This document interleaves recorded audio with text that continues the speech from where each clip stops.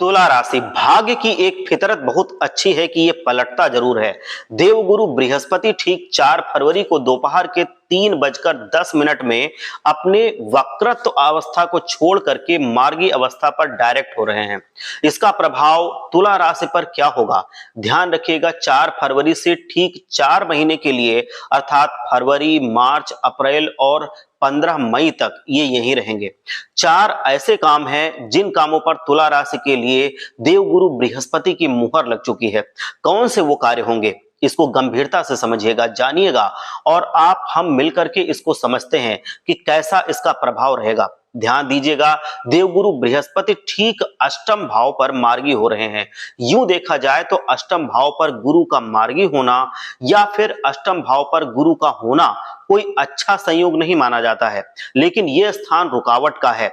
एक बात आप ध्यान रखिएगा कि गुरु को कहा जाता है कि स्थान हानिकारक होता है, अर्थात जहां पर होते हैं उस स्थान की हानि करते हैं। अर्थात ये जब मार्गी होते हैं तो अष्टम भाव में आपकी रुकावट और आपकी बाधाओं का है।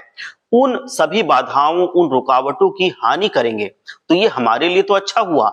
ये बाधाओं और रुकावटों की हानि करेंगे जहां होंगे ये, तो इस वजह से आपकी बाधाएं और रुकावटों की हानि होगी, मतलब अब वो कम हो जाएंगी तो आपके लिए अच्छा होगा और आपको ये नुकसान नहीं पहुंचाएंगे। हमारे जीवन में कोई बाधा और परेशानी से बाहर निकलने के लिए देवगुरु बृहस्पति मार्गी अवस्था पर आ रहे हैं। इस समय पर हमारे जीवन में बदलाव आता है। अष्टम भाव हमारे जीवन के बदलाव को रिप्रेजेंट करता है, मतलब उसको प्रदर्शित करता है। देख लीजिएगा, जो समय अभी निर्धारित हुआ है 4 फरवरी से 15 मई तक का समय एक विशेष बदलाव को आपके जीवन में आत्मसात करा करके जाएगा। जितना देवगुरु बृहस्पति अच्छे होते हैं उससे भी अच्छी मानी जाती है इनकी दृष्टियों को। तो पहला परिवर्तन जो हमने देखा है वो परिवर्तन होगा आगामी, आपके जितने जीवन में तकलीफें थी वो कम होने लगेंगी। अब आगामी जो दूसरे नंबर का पॉइंट है इसको आप बड़े ध्यान से समझिएगा कि देवगुरु बृहस्पति अष्टम भाव पर बैठे हैं तो लेकिन इनकी जो दृष्टि पड़ रही है, 5वीं दृष्टि, वो सीधे जा रही है 12वें घर पर।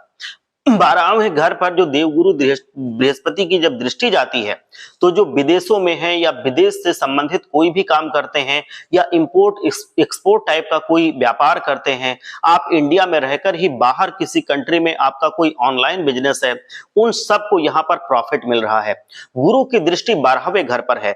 बहुत दिनों से सोच रहे हैं और कोई इन्वेस्टमेंट करना चाहते हैं, कोई निवेश करना चाहते हैं, तो ये समय 12वें घर में एक्टिवेट होने के कारण आपके निवेशों का प्रतिफल आपको अच्छा दिलाएगा, मतलब अच्छा मुनाफा आपको निवेश के जरिए हो सकता है।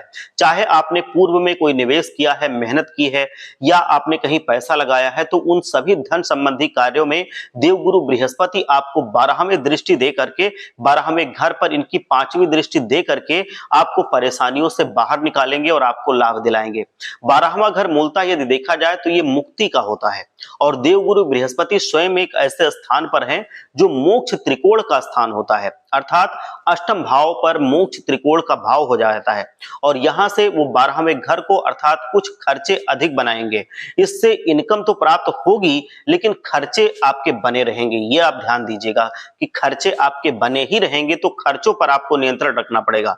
देवगुरु बृहस्पति का दूसरा परम कर्तव्य भी होगा और आप अगर खर्चे पर नियंत्रण रखेंगे तो देवगुरु प्रसन्न भी होंगे। तीसरा प्रभाव, अष्टम भाव से उनकी दृष्टि पड़ रही है सीधे धन के भाव पर, अर्थात धन प्राप्ति के लिए आने वाला 4 महीना आपके लिए बहुत ही पॉजिटिव समय रहेगा। मतलब आपको धन प्राप्ति के बहुत संयोग बनेंगे।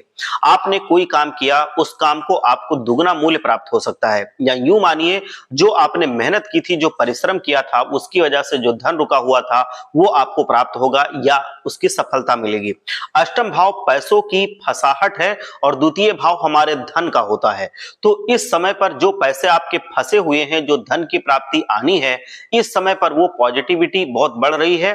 तो जहां पर पैसे फंसे हुए हैं, जहां से धन प्राप्त होना है, द्वितीय भाव पर गुरु की दृष्टि है, आप स्पीच से बहुत अच्छा जुड़ा काम कर सकते हैं और वो धन की प्राप्ति आपकी संभव है। आप अगर बोलचाल से जुड़ा कोई काम करते हैं, मतलब आप कुछ बोल के रिप्रेजेंट करते हैं, कोई प्रेजेंटेशन देते हैं, या आपका बोलने का कोई काम है, आपका सोशल मीडिया पे काम है, या कोई भी आपका ऐसा काम है, तो बोलचाल से जुड़ा काम अगर आप करते हैं, जैसे कि आप सिंगर हैं या कम्युनिकेशन का कोई काम करते हैं, तो गुरु आपको समर्थन दे रहे हैं। गुरु की दृष्टि द्वितीय भाव पर है, कोई मांगलिक कार्य का अवसर बनेगा। इस समय पर गुरु को मंगल कार्य का सूचक माना गया है। ध्यान रखिएगा, गुरु और शुक्र ये दोनों ग्रह हैं, जब ये अस्त अवस्था में होते हैं तब कोई मांगलिक कार्य होता भी नहीं है। और इस समय पर गुरु की दृष्टि का होना, कोई परिवार में मांगलिक कार्यक्रम हो सकता है, संतान का जन्म होना या फिर किसी का विवाह होना भी गुरु के अधीन पर ही उपस्थित होता है। पर इसके बाद जो अंतिम और चौथा जो प्रभाव होगा उसको बड़े ध्यान से समझिएगा। गुरु के पास नवमी दृष्टि होती है। काल पुरुष की आप कुंडली देखिए, वहां पर नवम भाव के स्वामी गुरुदेव हैं। अब यही गुरुदेव की नवम दृष्टि जो पड़ रही है, सीधे चतुर्थ भाव पर पड़ रही है। यकीन मानिए कि कोई प्रॉपर्टी से जुड़ा कोई काम जो होता है, कोई जमीन जायदाद से जुड़ा जो काम होता है, इस समय पर वो हल हो जाएगा, उसका एक निर्णय आ जाएगा। आपके लिए कोई वाहन खरीदना अगर आप चाहते हैं, उसके योग बन रहे हैं। गुरुदेव की जो दृष्टि पड़ रही है वो नवम भाव पर, घर में कुछ नवीनीकरण करने का अगर आप कर रहे हैं कुछ प्लान, तो वो हो सकता है, मतलब जो रिनोवेशन होता है हो सकता है। आपके मातृभूमि पर जाकर के अपने जो जहां पे जन्म लिया था, जो जन्म स्थान है आपका, वहां पर आप जा सकते हैं, आपको बहुत अच्छा लगेगा। गुरुदेव चतुर्थ भाव हमारे सुख और शांति का होता है, तो ये समय आपके सुख और शांति का समय भी है। आपको आंतरिक सुख मिलेगा, शांति मिलेगी। जहां पर गुरुदेव अष्टम भाव से बैठकर उनकी दृष्टि पड़ रही है चतुर्थ भाव पर। एक गुरु को देखिए, आप तो यही गुरु आपके छठे भाव के स्वामी हैं, अर्थात नौकरी भाव के स्वामी हैं। और वो जब होंगे और कोई नौकरी होने का, जॉब होने का दृष्टिकोण भी बन रहा है और वो एक्टिवेशन के मोड में है, तो इस वजह से अनुकूल परिस्थितियां नौकरी में पैदा हो रही हैं। नौकरी जो कर रहे हैं उनको प्रमोशन हो सकता है, और जो लोग नौकरी की तलाश में है, अगर वो तुला राशि के जातक हैं तो उनकी नौकरी आसानी से लग सकती है। गुरु के पास एक नंबर और है, एक घर और है, और वो है तृतीय भाव, क्योंकि तृतीयेश बनते हैं। इस समय पर वो मार्गी होंगे। हाँ, अष्टम भाव पर आना आपके कॉन्फिडेंस में कमी करता है, परंतु गुरु का मार्गी होना अर्थात आप एक कॉन्फिडेंस में मार्ग में आएगा और गुरुदेव अपना लक्ष्य पूरा करेंगे, अर्थात जो बचा हुआ समय है इनका वो पूरा करेंगे। और ठीक इसी प्रकार से अपने लक्ष्य की प्राप्ति के लिए आप आगे बढ़ते रहेंगे और लक्ष्य की प्राप्ति ये दिला करके आपको जाएंगे, आप लक्ष्य प्राप्त कर लेंगे। ये आपके मेहनत और गुरुदेव की कृपा, इन दोनों चीजों का समायोजन जब होगा तो आपको बड़ी सफलता मिलने का योग दिख रहा है। मतलब कोई बड़ा काम अगर आप करना चाहते हैं तो इन 4 महीनों में आप उसकी शुरुआत कर सकते हैं और उसको अंजाम तक पहुंचा सकते हैं। इसका लाभ मिलता दिख रहा है। ध्यान दीजिएगा, अष्टम भाव पर गुरुदेव विद्यमान है। अष्टम भाव गुप्त कार्यों का होता है, इसलिए इस समय पर जो आपका गुप्त कार्य है वो आपको करना है। मतलब जो भी आप काम करेंगे उसको बहुत ज्यादा डंका बजा करके नहीं करना है, आपको थोड़ा सा गुप्त रह करके करना है और गुरुदेव को आपको प्रसन्न करना है।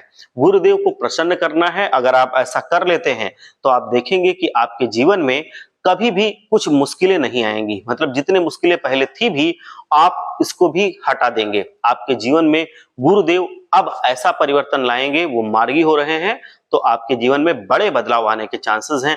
मैं समझ रहा हूं कि जितनी चीजें मैं बताई हैं आप समझ गए होंगे और इसको आप अपने जीवन में आत्मसात करेंगे, उतारेंगे। और एक बार सच्चे मन से हम लोग बोलेंगे, जय लक्ष्मी माता, हर हर महादेव।